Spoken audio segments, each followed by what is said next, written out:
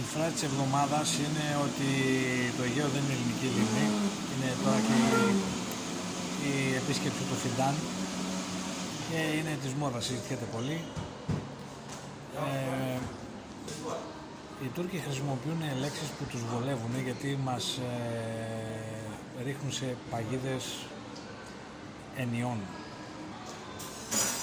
Η λίμνη είναι μια λέξη πολύ πονηρή στη δικιά μας περίπτωση, διότι το Αιγαίο δεν είναι καταφανές ότι δεν είναι καθόλου λίμνη.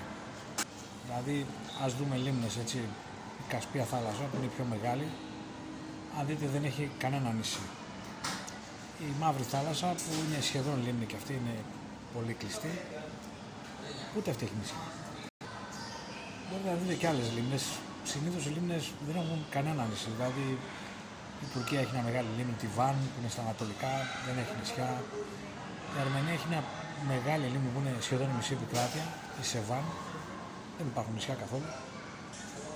Και εδώ φαίνεται η μεγάλη διαφορά.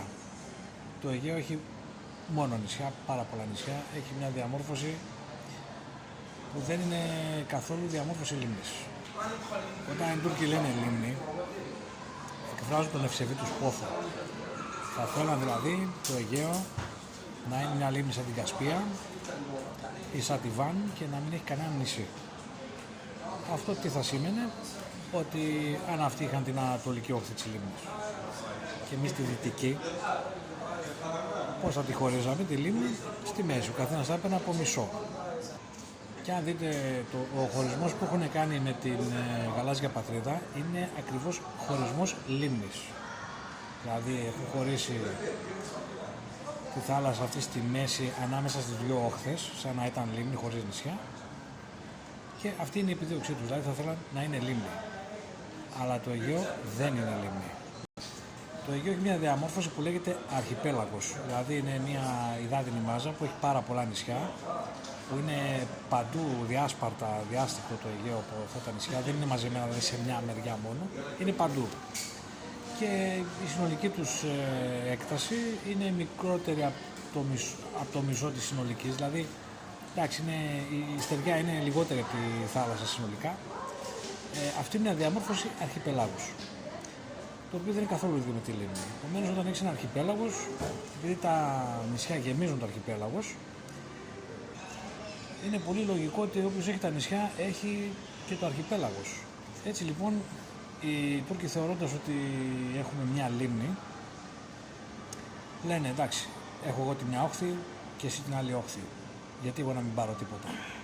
Η απάντηση είναι πολύ απλή. Διότι εγώ έχω όλα τα νησιά και εσύ έχεις τα αρχίδια μου. Εγώ θα τα πάρω όλα και εσύ δεν θα πάρεις τίποτα.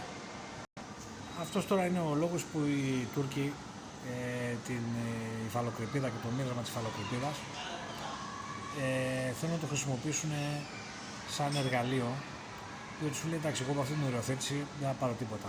Γιατί να με ενδιαφέρει να γίνει αυτή η οριοθέτηση? Θα κάτσω να τη συζητήσω καν, αφού δεν έχω κανένα σημαντικό όφελος, τίποτα, δεν παίρνω τίποτα.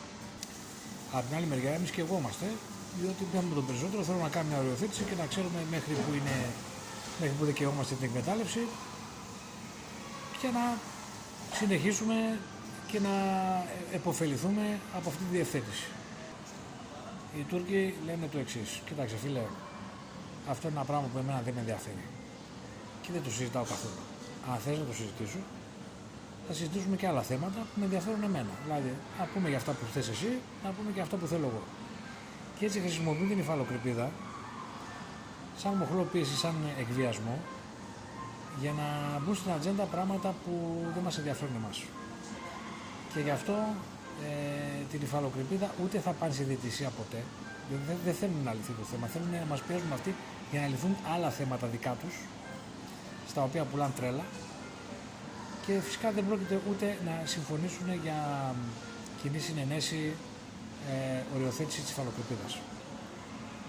Αυτά θα συμφωνήσουν μόνο αν συζητηθούν άλλα πράγματα άσχετα, όπως τα 12 μίλια, τα οποία εκεί δεν είναι κοινή συνενέση, είναι μονομερές δικό μας, και θέλουν να το συζητήσουμε αυτό σαν να είναι και αυτό σαν να είναι με τους όρους της υφαλοκρηπίδας, δηλαδή κοινή συνενέση.